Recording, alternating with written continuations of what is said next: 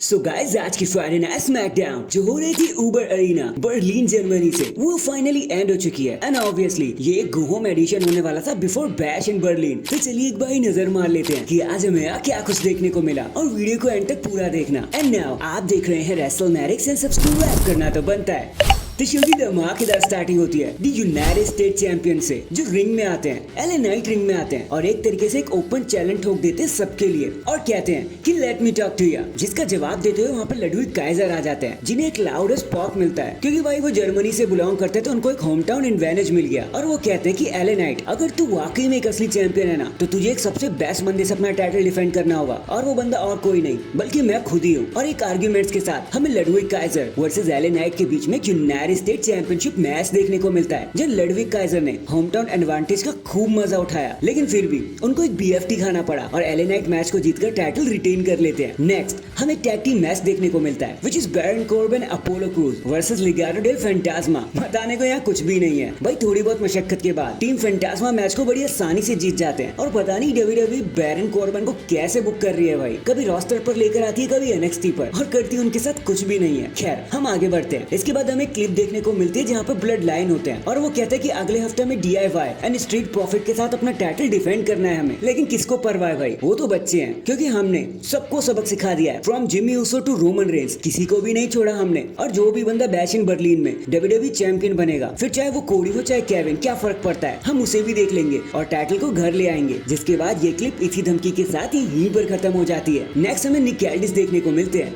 जो bash in Berlin and European tour के बारे में बात करते हैं, सारी ऑडियंस का खुल खुल के थैंक्स करते हैं। जिसके बाद हमें Cody Rhodes and Kevin Owens देखने को मिलते हैं जहाँ पर केविन ओवेंस कहते हैं कि बताओ कोडी किस बारे में बात करना चाहोगे, तो कोडी एकदम हंसने लगते हैं और वो कहते हैं कि ऑफ कोर्स चैंपियनशिप के बारे में। लास्ट वीक हमने कैसे 8 डाउन अंडर को हराया जो बहुत मजेदार था, बट मैच के एंड में तुमने मेरा टाइटल मुझे थमा दिया। लेकिन बहुतों को ऐसा कहना है कि तुम मुझे इस टाइटल से मारने वाले थे, तो बताओ केविन असली में सच क्या है। तो केविन कहते हैं कि भाई तेरा घुटना तो ठीक है ना, तो कोडी कहते हैं भाई वो बिल्कुल ठीक है, बस थोड़ा बहुत इधर उधर हो गया था, आप चिंता मत करो। केविन कहते हैं कि देख यार मैंने 8 साल पहले जब टाइटल को जीता था तो कुछ का कहना था मैं डिजर्व नहीं करता, कुछ कहते हैं कि मैं ट्रिपल एच की वजह से जीता था, तो अगर कल मैं कोडी रोड्स तुझे हरा दूंगा तो लोग ये कहने लगेंगे कि तेरा घुटना खराब था मैं इसलिए जीत गया। तो कोडी को गुस्सा आ जाता है और वो कहते हैं भाई मैं ठीक हूँ, आई एम ऑलराइट, तुम्हें चिंता करने की कोई जरूरत नहीं है, लेकिन बस तुम मेरी एक बात का जवाब दो, क्या इस मैच के बाद चाहे मैं जीतूं या तुम, क्या हम फिर भी दोस्त रहेंगे। तो केविन ओवेंस चुपके से कोडी के पास आते हैं और उनके कान में हल्के से कुछ बोलते और वहाँ से चले जाते हैं। एंड इसी सस्पेंस के साथ ये चीजें यहीं पर एंड हो जाती है। नेक्स्ट हमें अंड्राडे वर्सेस कार्मेलो हेज के बीच में एक सिंगल्स मैच दिखाया जाता है जहाँ हुआ फिर भी कुछ खास नहीं, बस अंड्राडे का सर एक एक्सपोज टर्न बकल पर लग जाता है और उसी का फायदा उठाते हुए कार्मेलो उन्हें पिन कर देते हैं और मैच को जीत जाते हैं। And finally